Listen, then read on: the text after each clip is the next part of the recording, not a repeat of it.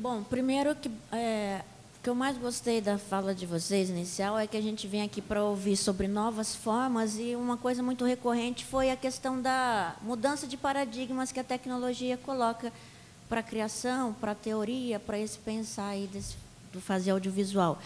Ao mesmo tempo, essas mudanças, eu fico curiosa em saber assim, o que ocupa a cabeça de vocês agora com uma atual problematização que a tecnologia impõe para o trabalho de vocês, seja conceitualmente ou de produção mesmo na prática. E a minha outra questão é para que caminho vai os próximos trabalhos. Isso aí. É difícil. A tecnologia está sempre permeando, né? Tudo que enfim, que está se fazendo agora já se faz levando isso em conta, né?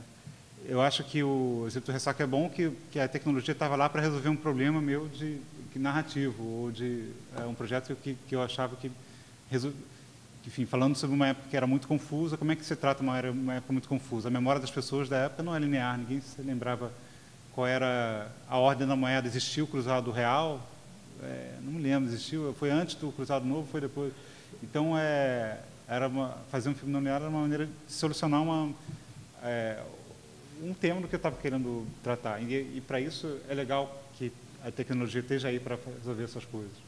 E isso acontece muito, eu acho, em instalações, em outros suportes que usam a tecnologia como recurso para a expressão. E isso, até um parênteses aqui, muitas vezes a tecnologia é usada só por ser usada. Isso é chato, assim, porque você quer mostrar que pode fazer um filme 3D e não tem o menor sentido. Aquele filme não tem a menor necessidade de ser em 3D. Isso é para um exemplo mais básico, né? Em relação a projetos futuros, curiosamente não tenho... o próximo projeto de longa que eu gostaria de fazer é uma história totalmente linear, e eu acho que ela tem que ser assim, então longa super clássico, super narrativo. Por outro lado, eu fiz esse curta que fiz agora, trata muito do tema da tecnologia, e acho que ainda vai ter espaço, ainda vou querer tratar desse tema do curta de outras maneiras. É um curta que fala sobre hackers de satélite, são as pessoas que usam satélites americanos militares, só que são satélites abertos e são fáceis de ser usados, então eles ficam usando isso para bater papo. Só que isso é ilegal, e, enfim, tem várias consequências. E o filme acaba sendo uma reflexão sobre o satélite e a tecnologia, a influência disso na nossa vida, e o acesso também, um pouco a questão do acesso à comunicação e tudo. Então, mas por ser um tema tão tecnológico e tão propício a tratar ele de maneira interativa, eu acho que esse que é um curta em vídeo, de 8 minutos, vai acabar tendo outros formatos, vamos dizer assim. Eu, pelo menos, vou tratar esse tema de outros formatos. Isso.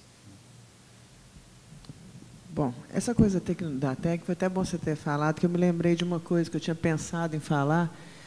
Acho que talvez essas mudanças que a gente está passando é que obriga a maioria dos diretores a pensar tecnicamente, apesar de que, assim, historicamente, se a gente for ver, tem uma série de diretores que, quando o cinema apareceu, o pessoal revelava, né? Se a gente for pensar, o Humberto Mauro tinha o Pedro Comelo que revelava junto, então a pessoa dominava todo o processo. Hoje em dia você não precisa de revelar. Se for ver no cinema marginal, o Carlão Reichenbach faz câmera, entendeu? Ele é um cara que gosta. O André Tonati, ele é arquiteto, ele adora, ele foi dos primeiros caras para passar para o vídeo, entendeu? De mexer com isso. Ele tem, diz que assim, quando ele fez o Bang Bang, ele mandou importar umas lentes que colocava todo mundo em quadro. Assim, quem não tivesse, estava em quadro também. Então, assim, a meu ver, teve, e hoje em dia, seria inteligente de uns diretores que se esqueceram de fazer isso, parar e olhar e falar, peraí, o que eu preciso? O que eu vou fazer? Né? Eu preciso desse tanto de resolução que, no final, não vai aparecer em nada que eu vou projetar? Ou não, eu preciso menos. Não, o que eu preciso? Eu preciso dessa super, hiper resolução. Sabe? Então, a meu ver, o que muda é isso. E que as pessoas, assim, o diretor de fotografia, fatalmente, vai ter que pensar o que ele vai usar. Né? A Red? Não preciso disso tudo, entendeu? Não preciso, é bom que muda a lente. Né? Ou, como já diria uma menina, que eu morria de rir, ela falava assim, não, Está muito bom, mas está tudo em foco em primeiro plano, né? É sempre isso. Você quer sempre aquela imagem em foco no primeiro plano, ou como é que você vai trabalhar, né? E projetos, tem um doczinho que eu estou louca para fazer, que eu já mandei para alguns lugares, não rolou. Mandei para um. Chama Escrituras de um Sonho. Aí eu não vou contar, não. Adoro o título, e não tem nada a ver, assim, é uma coisa... É poético, mas tem uma ironia. Eu tenho uma amiga que a gente está desenvolvendo coisinhas para fazer umas instalaçõezinhas, sabe? Umas coisas menores. Menores, de novo, quando eu falo menor, eu fico morrendo de medo de ser mal entendida, porque menor tem uma conotação como pior, como irrelevante. Eu acho pelo contrário, sabe? É uma pretensão menor e um cuidado maior e um tempo de chegar e um outro jeito. E eu estava com uma ficção aí que ela está meio esquecida, porque era uma parceria com uma pessoa com quem eu já trabalhei. Então, estou com essas perspectivas. Eu perguntei também do ressaca. Eu estou saindo de uma ressaca, né, que eu mudei, que não sei o quê. Então, quando você está de ressaca, sua produção é mais tonta, né? E aí, que também pode ser bom. Então, estou nessa saída dessa ressaca que está bom. Mas você tocou num assunto até importante, porque hoje à tarde vem o Walter Carvalho e o De Blas. Não sei se eles já estão aí. São Zé Augusto. Que são monstros, né, da técnica de cinema, da finalização.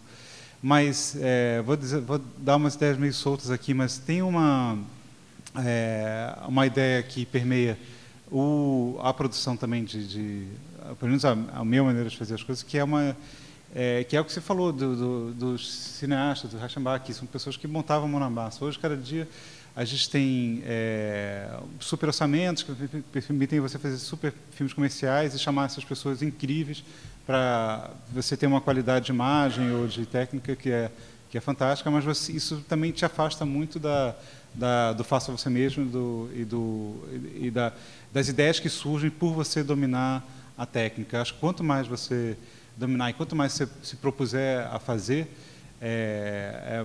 tem mais, te dá um terreno mais fértil para ideias. Acho que é legal ter isso em mente. O que você quer experimentar com o Ressaca são acasos, que para você são e para o público não necessariamente, porque o público pode estar vendo da primeira vez.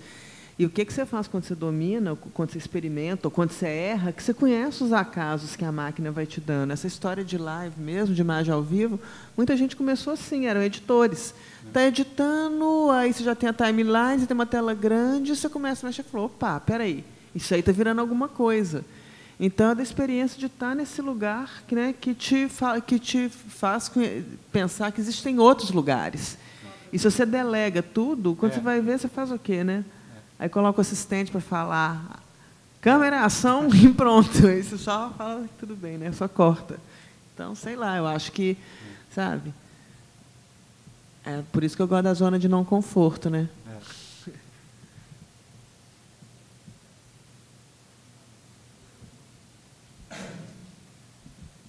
Alô, bom, queria falar com o Bruno, no caso, né? Lembrar do Geraldo Voador, né? Já faz tempo.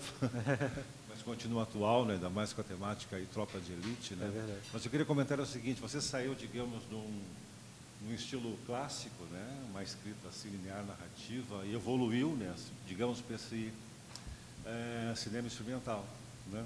Então eu queria que você falasse isso, porque agora você mesmo já disse que tem um projeto mais ou menos linear, né? O próximo, né? Mas eu queria que você falasse no caso do Ressaca, né? Enquanto, digamos, possibilidade, né, digamos, acadêmica, no bom sentido, né, porque ele permite uma série de experimentos, né? Então, eu queria que você tocasse nesse aspecto, né? Porque, digamos, esse tipo de cinema audiovisual, né, ele se desloca, digamos, da sala tradicional. Eu não vejo esse tipo de experiência numa sala. Quer dizer, pode ser feito, né, mas não é para isso, né?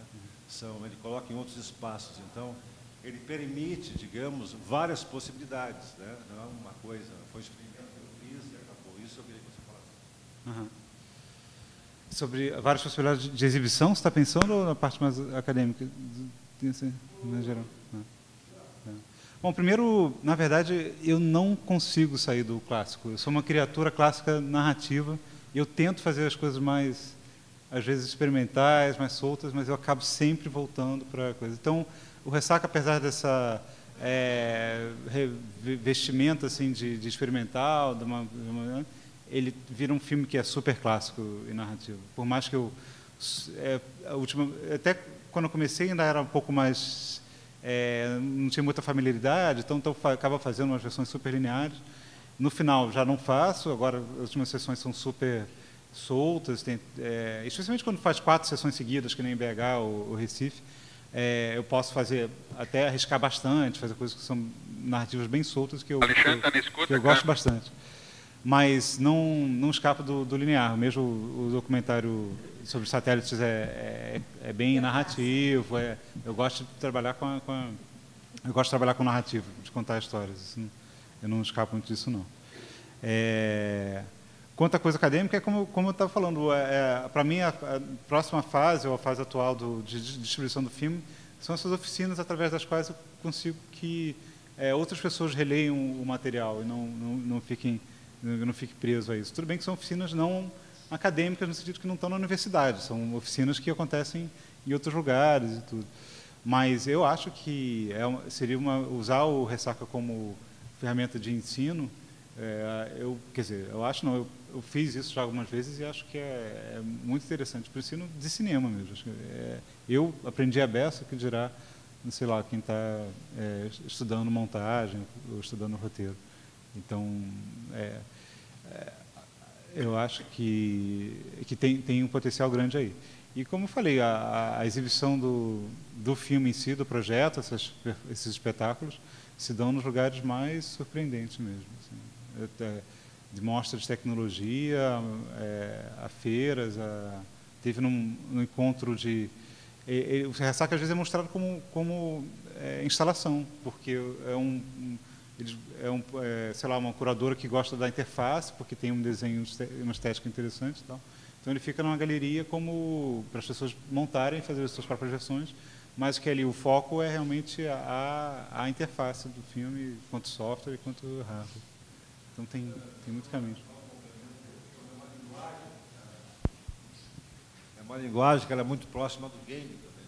Ao quê? Do game, digamos. Ah, sim. Né? Pode ter um projeto semelhante a esse, né? Sim. De uma proposta como game, digamos assim. Com certeza, com certeza.